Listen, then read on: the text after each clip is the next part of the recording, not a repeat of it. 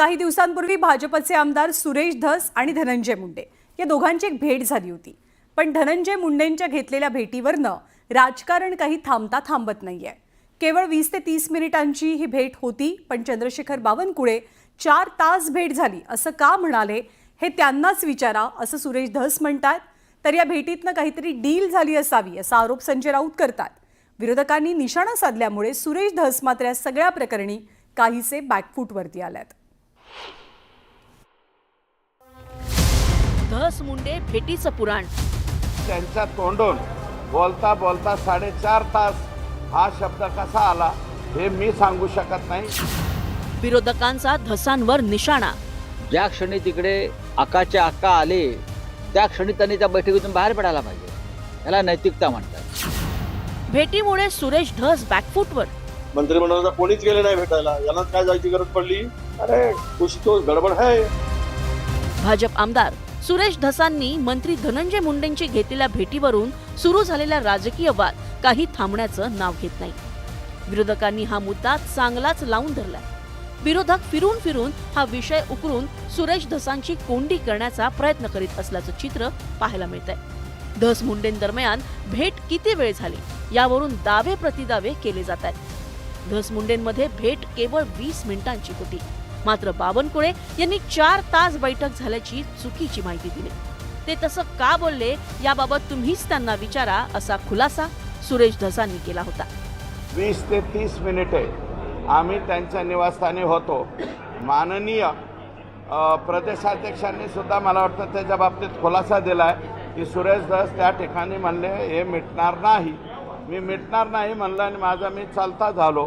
त्याच्यामुळं फक्त त्यांच्या तोंडून बोलता बोलता 4.5 तास हा शब्द कसा आला हे मी सांगू शकत नाही, या बाबतीत त्यांना आपण विचारावं। सुरेश धस यांच्या या स्पष्टीकरणानंतर संजय राऊतांनी सुरेश धसांवर जोरदार निशाणा साधलाय। या भेटीमागे काही डील झालाय का असा सवालही राऊतांनी उपस्थित केलाय। वडेट्टीवारांनी या भेटीवरून सवालाच्या फैरी झाडल्यात। आपण कोणाला भेटायला जातोय आणि आपण कोणासाठी भेटतोय, आपण कालपर्यंत कोणासाठी लढत होतो याचं भान त्यांनी ठेवायला पाहिजे होतं।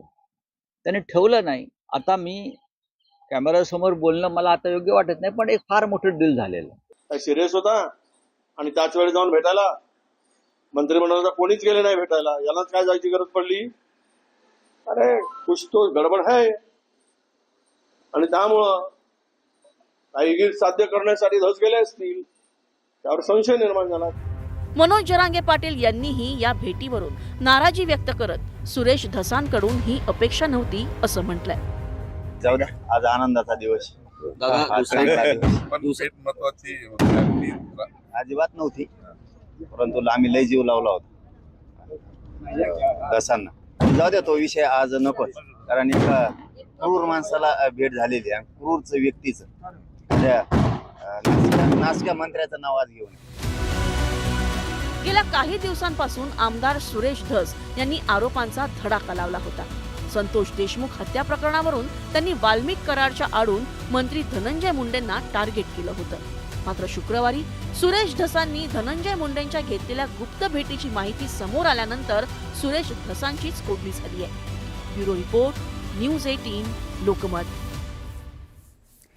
आणि या बीड प्रकरणावरनं आणि इतर मुद्द्यांवरनं विरोधकांसोबत सत्ताधारी आमदार सुद्धा धनंजय मुंडेंच्या राजीनाम्याची मागणी करतात। आणि या सगळ्या संदर्भात शिवसेनेचे नेते भरत गोगावलेंनी पत्रकारांशी बोलताना एक सूचक विधान केलं। गोगावले काय म्हणाले आपण पाहूया। बघा, आता कुठल्याही गोष्टीला लिमिट आहे।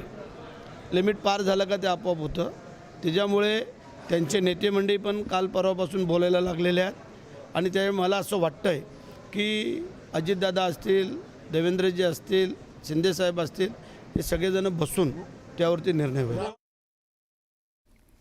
आणि धनंजय मुंडेंच्या राजीनाम्याची मागणी जोर धरत असताना दुसरीकडे करुणा शर्मा यांनी आपली कैफियत आता सुप्रिया सुळेंकडे मांडली आहे। बीडमधील मस्साजोग प्रकरणी लक्ष घातल्यानंतर सुप्रिया सुळेंनी 2 दिवसांपूर्वीच बीडमधील महादेव मुंडे यांच्या हत्या प्रकरणाच्या अनुषंगानं बीडला पुन्हा एकदा भेट दिली होती।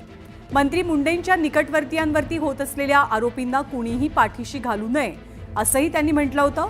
तर एकीकडे बीड प्रकरणात लक्ष घातलेल्या सुप्रिया सुळेंना आज करुणा शर्मा भेटल्या. तसंच त्यांची बाजू सुद्धा सुप्रिया सुळेंनी ऐकून घेतली. माझी गाडीमध्ये रिव्हॉल्वर टाकली गेली होती आणि कलेक्टर ऑफिसमध्ये माझी मारहाण जो झालेली आहे, गाडी फोडली गेली, हे सगळे प्रकरणवरती मी सांगितलेलं आहे की ताई जरी आपण काढू शकतात की जे जरी व्हिडिओ काढले तो 100% एक मंत्री पदाचा कसं गैरवापर करताय हे आपल्या सगळ्यांच्या समोर येतील.